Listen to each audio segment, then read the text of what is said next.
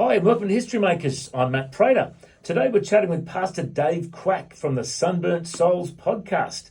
And it's great. I've been listening to this podcast recently, really enjoying some of his guests. We can hear a bit of his story today. Welcome along, mate. Tell us a bit of your background. Where were you born and raised? Thanks so much, Matt. Yes, I was born in Darwin, so I love the heat. Grew up in Brisbane and, bounced around a little bit, moved to the Whitsundays for a little while and down to Melbourne, but essentially now just planted on the Gold Coast. Okay, and tell us a bit about your faith journey. Did you have like a religious upbringing? I did. I bounced around in a Reformed church as a kid. It didn't land for me as a child, so I had about maybe 7 years as a prodigal son, and then returned when I was about 20 and came to faith, and ever since then I've been really following Jesus and loving him. And what was your conversion experience like? How did that happen? Look, it did happen over a period of time. So I had a couple of big moments like at rallies and things, but it took a couple of years of really asking questions and dealing with God and essentially learning that he did love me.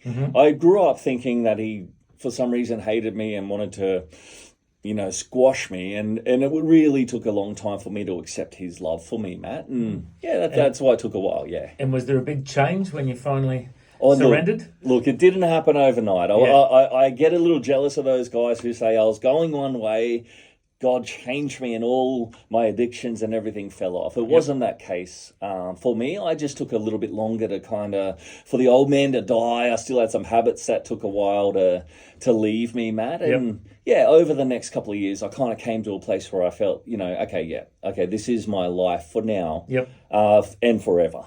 Yeah. And tell us, what did you do for work after school? Like, what did you go to uni? Did you study? What did you do? No, I didn't actually. My mum sent me up to the Whitsundays. It's ironic. She sent me. Okay, so back then the Whitsundays were cool. Now they're dilapidated, kind of like abandoned islands. But when I was in the 90s, that's where we went instead of Bali and everywhere else. And so I was a bartender and working in a pool bar, Matt. Wow. So basically, people would swim up, sit on the edge of the pool and order drinks. So for an 18-year-old man, it seemed to be the life. This was before I knew Jesus. And Mum sent me up there to try to get away from a bit of a negative sort of drug scene I was stuck in Brisbane. Yep. But as you know, when you're not set free from that stuff, change of location doesn't change a thing. It has to be a change of heart. And so I just sort of fell back into the same habits.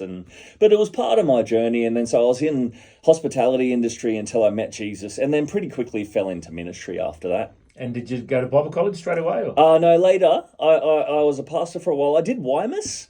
I don't know if YMS still exists, but it was the youth ministry course that SU ran as a qualifying sort of course for chaplaincy. Yeah. And then after that, I went and did a Bachelor of Ministries in the Baptist Bible College, and then later on a Master's of Ministries as well, And tell us about where you were youth pastoring. Okay, so that was called Beachside Christian Church, and that was a church that just exploded. We were...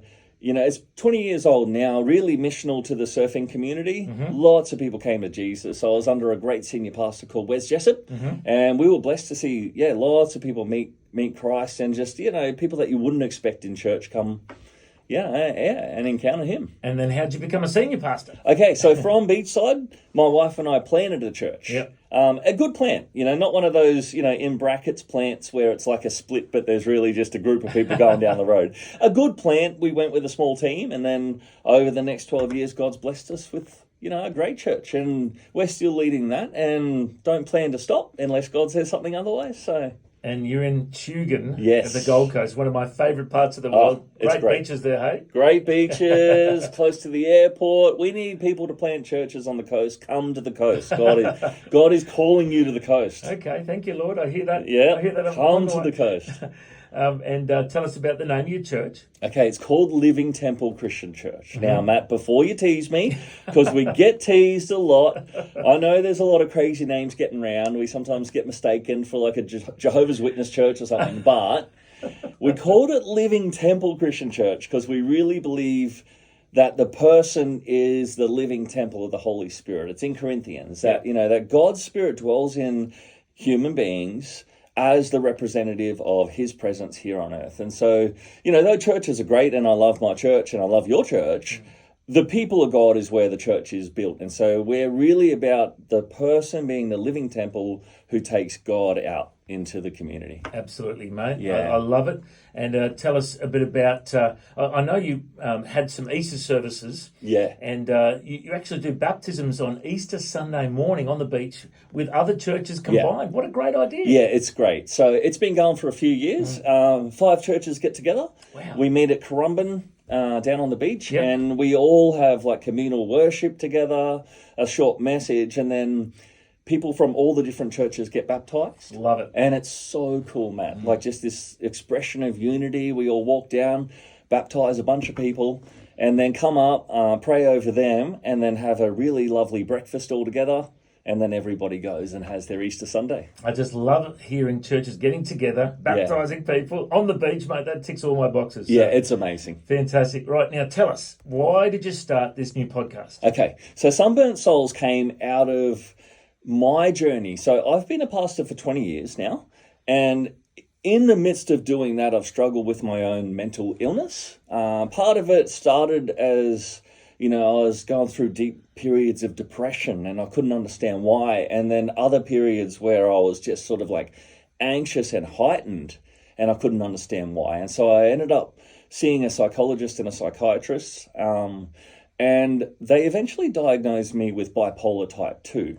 Which is actually, so bipolar's got like a family of diagnosis. And my particular diagnosis in bipolar means that basically the 2 poles of emotions are really extreme for me. So I'll be elated and we call it manic, where I'm heightened, and it feels kind of like you've had 5 coffees and that you're really jacked up and you're really excited, and it goes for certain different periods. Some people go for a few days, some people longer.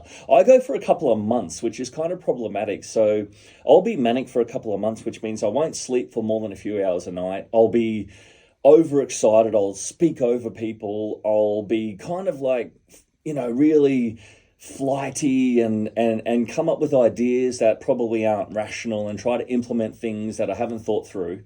And that'll last for a couple of months. And then my body will run out of adrenaline and whatever else, and then I'll crash into deep darkness. So one day I'll feel like I can change the world, and the next day I'll feel like the world's better without me, and then that'll go for a couple of weeks as well. And so I started Sunburnt Souls because I started seeing lots of people like me who love Jesus.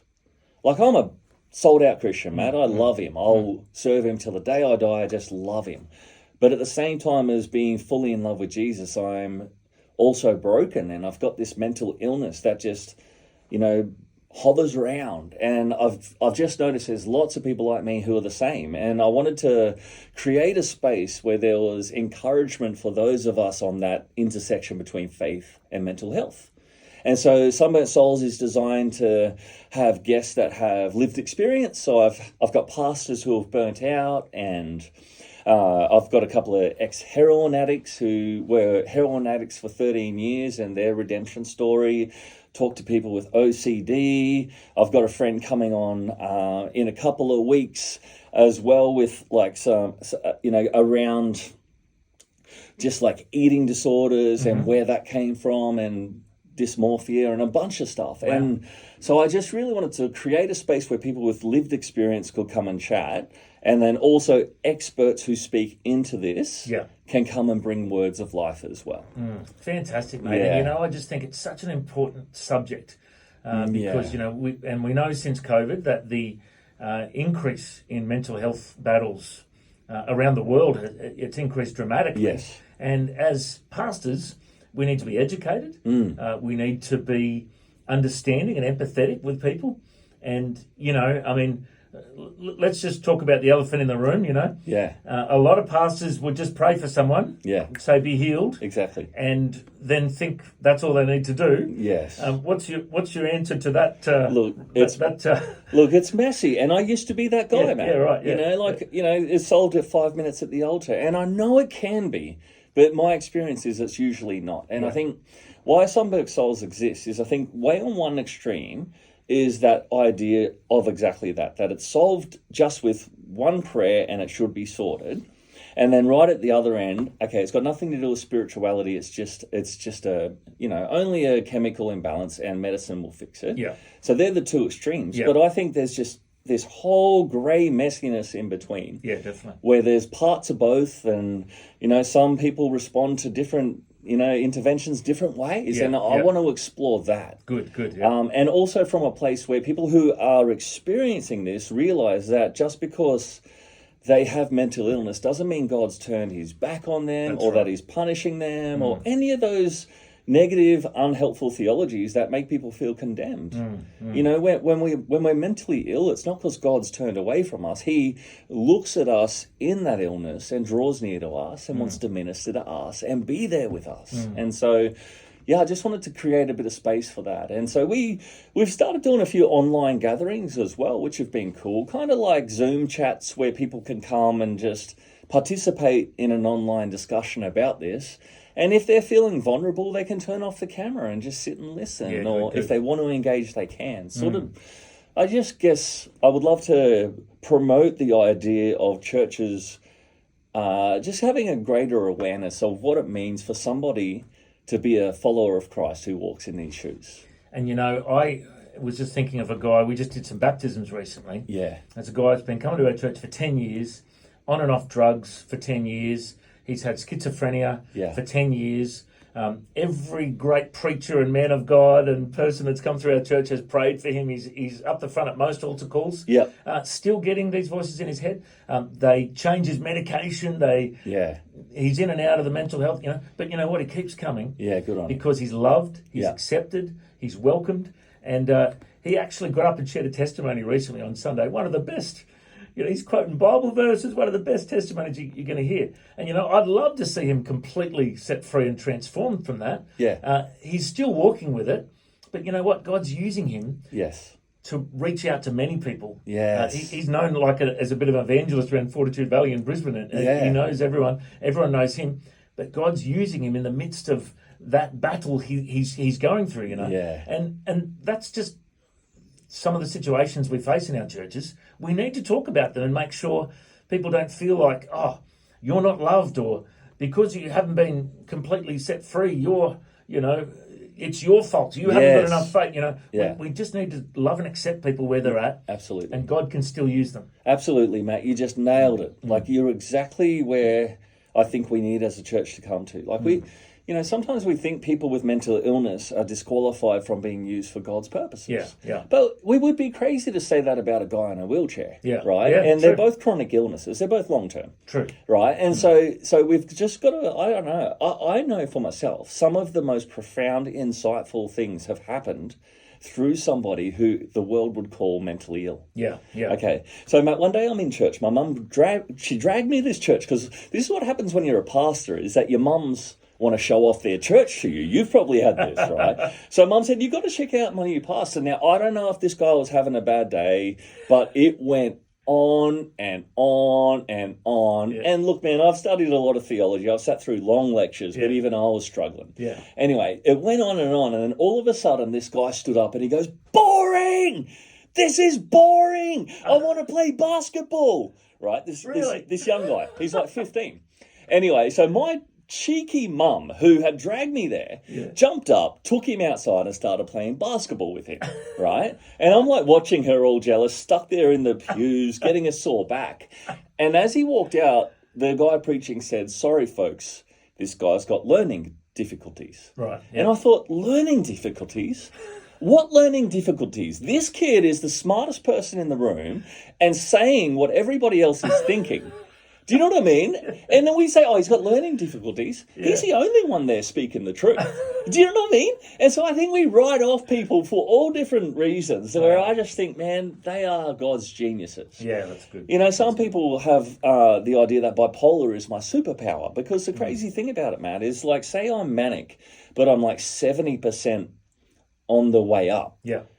Productive, like insightful, can read, like, just devour scripture. Like there's sometimes within the waves where it's a real gift. It's just about managing it. Yeah, right. Yeah. Fantastic. Well, I love that you are tackling this subject in your podcast. Where can people find the Sunburnt Souls podcast? Yeah, so you can go straight to our website at sunburntsouls.com. And then also the podcast is on all of the major platforms. So Spotify, Apple, Google, all of them. And so basically, if you just Google Sunburnt Souls in Australia, it is the only name at the moment with that name. Yep. Which I'm stoked about. And you can listen there. And any time you listen and share, I'd really appreciate it, because I really have a heart to see this get out there. So Awesome, mate. Yeah. Well, it's been so good to catch up with you, Pastor Dave Quak. I reckon you're a history maker. Thanks for joining us. Thank you, Matt.